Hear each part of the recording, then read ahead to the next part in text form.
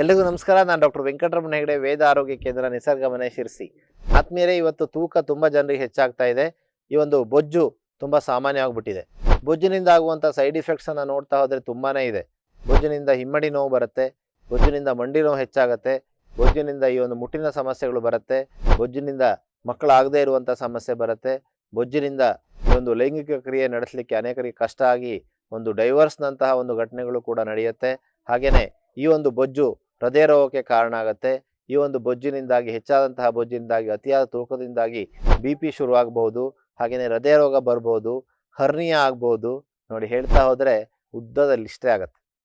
So ಬೊಜ್ಜು ಇವತ್ತು ಅನೇಕ ಕಾಯಿಲೆಗಳ ಮೂಲ, ಅನೇಕ ಕಾಯಿಲೆಗಳ ತಾಯಿ ಅಂತ ಹೇಳ್ಬೋದು. ಸೊ ಹಾಗಾಗಿ ಈ ಮೂಲ ಕಾರಣವನ್ನು ನಾವು ಬೇರು ಸಹಿತ ತೆಗೆದುಹಾಕಬೇಕು. ಬ್ಯಾಡ್ ಫ್ಯಾಟನ್ನು ಟ್ರಿಮ್ ಮಾಡ್ಕೋಬೇಕು. ಅದರಲ್ಲೂ ಹೊಟ್ಟೆಯ ಬೊಜ್ಜನ್ನು ನಾವು ಕಡಿಮೆ ಮಾಡ್ಕೊಳ್ಳೇಬೇಕು. ಬೊಜ್ಜು ಹೊರಗಡೆ ಒಂದೇ ಇರುತ್ತೆ ಅಂತ ನಾವು ಅಂದ್ಕೊಂಡಿದ್ದೀವಿ. ಇಲ್ಲ, ಈ ಒಂದು ಫ್ಯಾಟ್ ಒಳಗಡೆನೂ ಸಂಗ್ರಹ ಆಗಿರುತ್ತೆ. ಕೆಲವರು ತುಂಬ ತೆಳ್ಳಗಿರ್ತಾರೆ, ಅವರಿಗೆ ಬೇಗನೆ ಹಾರ್ಟ್ ಅಟ್ಯಾಕ್ ಆಗುತ್ತೆ. ಕೆಲವರು ತುಂಬ ತೆಳ್ಳಗಿರ್ತಾರೆ, ಅವರಿಗೆ ಬೇಗನೆ ಮಧುಮೇಹ ಬರುತ್ತೆ.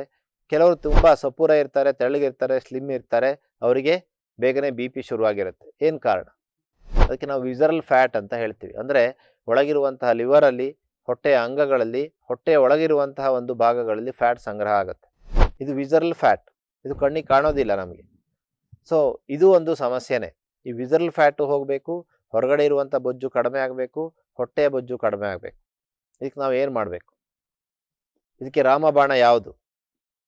ಸೊ ಹಾಗಾದರೆ ಬೊಜ್ಜನ್ನು ಕಡಿಮೆ ಮಾಡಲಿಕ್ಕೆ ಇರುವಂತಹ ಏಕೈಕ ಶಕ್ತಿಯುತವಾದಂತಹ ದಾರಿನೇ ಕೊಬ್ಬು, ಫ್ಯಾಟ್. ಕೊಬ್ಬೆ ಇದೆ, ಮತ್ತೆ ಯಾಕೆ ಫ್ಯಾಟ್ ಅಂತೀರಾ ಅಂತ ನೀವು ಆಶ್ಚರ್ಯ ಪಡ್ಬೋದು. ಮುಳ್ಳನ್ನು ಮುಳ್ಳಿಂದಲೇ ತೆಗಿಬೇಕು ಅಂತ ಹೇಳಿ ಎಲ್ಲ ಹಿರಿಯರು ಹೇಳಿದ್ದಾರೆ. ಅದೇ ಥರ ಈ ಒಂದು ಕೆಟ್ಟ ಕೊಬ್ಬನ್ನು ಕಡಿಮೆ ಮಾಡಲಿಕ್ಕೆ ಸಾಧ್ಯ ಇರೋದು ಒಳ್ಳೆ ಕೊಬ್ಬಿನಿಂದ ಮಾತ್ರ. ಆತ್ಮೀಯರೇ, ಇವತ್ತು ನಾನು ಈ ಒಂದು ಅನುಭವದಿಂದ ಹೇಳ್ತಾ ಇದ್ದೇನೆ, ಜೊತೆಗೆ ಸೈಂಟಿಫಿಕ್ ಬ್ಯಾಕ್ಗ್ರೌಂಡನ್ನು ಸ್ಟಡಿ ಮಾಡಿ ಹೇಳ್ತಾ ಇದ್ದೇನೆ.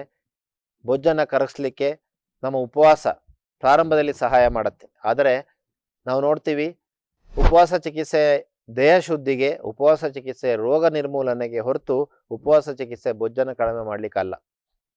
ಸೊ ಉಪವಾಸವನ್ನು ನಾವು ಮಾಡಿದಾಗ ಒಂದ್ಸಲ ಕಡಿಮೆ ಆಗುತ್ತೆ, ಉಪವಾಸ ಬಿಟ್ಟುಕೊಳ್ಳೆ ಮತ್ತೆ ತೂಕ ಬಂದ್ಬಿಡತ್ತೆ. ಏನು ಪ್ರಯೋಜನ ಅಲ್ವಾ? ಸೊ ಹಾಗಾಗಿ ಉಪವಾಸ ರೋಗ ಕಡಿಮೆ ಮಾಡ್ಕೊಳ್ಳಿಕ್ಕೆ ನಾವು ಮಾಡೋಣ, ಆದರೆ ಬೊಜ್ಜು ಕಡಿಮೆ ಮಾಡ್ಕೊಳ್ಳಿಕ್ಕೆ, ತೂಕ ಕಡಿಮೆ ಮಾಡ್ಕೊಳ್ಳಿಕ್ಕೆ ನಾವು ನಮ್ಮ ಆಹಾರದಲ್ಲಿ, ಉದಾಹರಣೆ ಈಗಿರುವ ಆಹಾರ, ನಾವು ತೆಗೆದುಕೊಳ್ತಿರುವ ಆಹಾರ, ಬೊಜ್ಜು ಬರಲಿಕ್ಕೆ ಕಾರಣವಾಗಿರುವಂಥ ಆಹಾರ ಯಾವುದು? 90% ಕಾರ್ಬೋಹೈಡ್ರೇಟ್ ನಮ್ಮ ಆಹಾರದಲ್ಲಿದೆ, ಶರ್ಕರ ಪಿಷ್ಟ. ಒಂದು 5% ಪ್ರೋಟೀನ್ ಇದೆ, 5% ಕೊಬ್ಬಿದೆ. ಇದನ್ನು ಬದಲಾವಣೆ ಮಾಡಿ ಸುಮಾರು 60% ನಮ್ಮ ಎನರ್ಜಿ, ನಮ್ಮ ಶಕ್ತಿ ಕೊಬ್ಬಿನಿಂದ ಬರಬೇಕು, ಒಳ್ಳೆ ಕೊಬ್ಬಿನಿಂದ. ಒಂದು 20% ಎನರ್ಜಿ, ಶಕ್ತಿ ನಮಗೆ ಪ್ರೋಟೀನಿಂದ ಬರಬೇಕು. ಮತ್ತೆ 20% ಶಕ್ತಿ ನಮಗೆ, ಪ್ರತಿಶತ ಎನರ್ಜಿ ಕಾರ್ಬೋಹೈಡ್ರೇಟಿಂದ ಬರಬೇಕು. 60, 20, 20 ಸಾಧ್ಯವೇ? ಈ ಸೂತ್ರ ಪಾಲಿಸೋಣವಾ? ನೋಡಿ, ನಿಮ್ಮ ಬೊಜ್ಜು ಕಡಿಮೆ ಆಗುತ್ತೆ. ತಿಂಗಳದಲ್ಲಿ ಒಂದು 5 kg ಕಡಿಮೆ ಆಗುತ್ತೆ. 60, 20, 20 ಇದೇನಿದು? 60% ಅಂದರೆ 60ರಷ್ಟು ನಾವು, ಉದಾಹರಣೆಗೆ ಒಂದು 5 ಚಮಚ ತುಪ್ಪ ಪರ್ ಡೇ ತೊಗೊಂಡ್ಬಿಟ್ರೆ, 5 ಚಮಚ ತುಪ್ಪದಿಂದ ನಮಗೆ ಸುಮಾರು 1000 ಕ್ಯಾಲೋರಿ ಸಿಕ್ಬಿಡತ್ತೆ. ಅಲ್ಲಿಗೆ 1500-2000 ಕ್ಯಾಲೋರಿ ನಮಗೆ ಬೇಕು. ಸೊ 5 ಚಮಚ ತುಪ್ಪದಿಂದನೇ ಅರ್ಧದಷ್ಟು ಕ್ಯಾಲೋರಿ ಸಿಕ್ಕಿದಾಗಾಯ್ತು.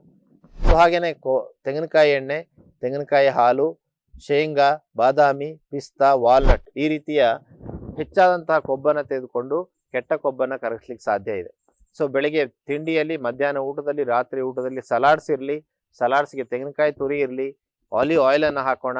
ಸೊ ತನ್ಮೂಲಕ ನಮ್ಮ ಆರೋಗ್ಯವನ್ನು ಹೆಚ್ಚಿಕೊಳ್ಳೋಣ.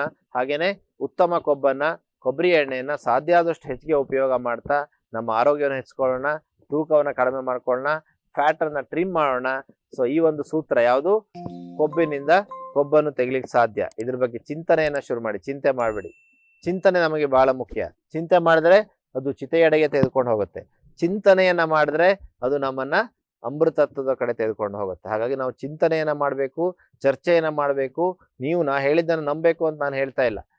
ನೀವು ಇದ್ರ ಬಗ್ಗೆ ಗೂಗಲ್ ಮಾಡಿ, ರಿಸರ್ಚನ್ನು ಸ್ಟಡಿ ಮಾಡಿ, ನಿಮಗೆ ಗೊತ್ತಾಗತ್ತೆ ಇದು ಸತ್ಯ ಅಂತ ಹೇಳಿ. ಸೊ ಹಾಗಾಗಿ ನಾನು ಅನೇಕ ಬಾರಿ ಹೇಳಿದ್ದೇನೆ, ಈ ಒಂದು ಲಾಬಿಯಿಂದಾಗಿ, ಸಕ್ಕರೆ ಲಾಬಿಯಿಂದಾಗಿ ಕೊಬ್ಬು ಕೆಟ್ಟದು ಅಂತ ಹೇಳ್ಬಿಟ್ರು. ಆದರೆ ಸಕ್ಕರೆ ಕೆಟ್ಟದ್ದು, ಸಕ್ಕರೆ ಫ್ಯಾಟಾಗಿ ಕನ್ವರ್ಟ್ ಆಗುತ್ತೆ, ಕೊಬ್ಬಲ್ಲ. ಆದರೆ ಕರೆದಂಥ ಆಹಾರ, ರಿಫೈನ್ಡ್ ಎಣ್ಣೆಗಳು ಇದು ಒಳ್ಳೆಯದಲ್ಲ. ತುಪ್ಪ, ಬೆಣ್ಣೆ, ಮೊಸರು, ಮಜ್ಜಿಗೆ, ನಟ್ಸು ಇದೆಲ್ಲವೂ ಕೂಡ ಒಳ್ಳೆಯ ಕೊಬ್ಬು. ಸೊ ಹಾಗಾಗಿ ಮುಂದಿನ ಸಂಚಿಕೆಗಳಲ್ಲಿ ನಾನು ಇನ್ನೂ ಹೆಚ್ಚಿನ ಈ ಬೊಜ್ಜನ್ನು ಕರಗಿಸ್ಲಿಕ್ಕೆ ಇರುವಂಥ ಟ್ರಿಕ್ಸನ್ನು ಹೇಳ್ಕೊಡ್ತೇನೆ. ಅಲ್ಲಿವರೆಗೂ ಉತ್ತಮ ಫ್ಯಾಟನ್ನು ಸೇವಿಸ್ತಾ ಇರಿ, ಆರೋಗ್ಯವಾಗಿರಿ. ಸ್ನೇಹಿತರೆ, ಜೋರಾಗಿ ಮಳೆ ಬರ್ತಾ ಇದೆ, ನೀವೆಲ್ಲ ನೋಡ್ತಾ ಇದ್ದೀರಾ. ಸೊ ಮುಂದಿನ ವಿಡಿಯೋದಲ್ಲಿ ಈ ಬೊಜ್ಜನ್ನು ಕರಗಿಸುವಂಥ ಇನ್ನಷ್ಟು ಹೊಸ ವಿಷಯಗಳೊಂದಿಗೆ, ಹೊಸ ಉಪಾಯಗಳೊಂದಿಗೆ ನಾನು ಬರಲಿಕ್ಕಿದ್ದೇನೆ. ಅಲ್ಲಿವರೆಗೂ ನಮ್ಮ ಚಾನೆಲ್ನ ನೋಡ್ತಾ ಇರಿ, ಆರೋಗ್ಯವಾಗಿರಿ. ಧನ್ಯವಾದಗಳು.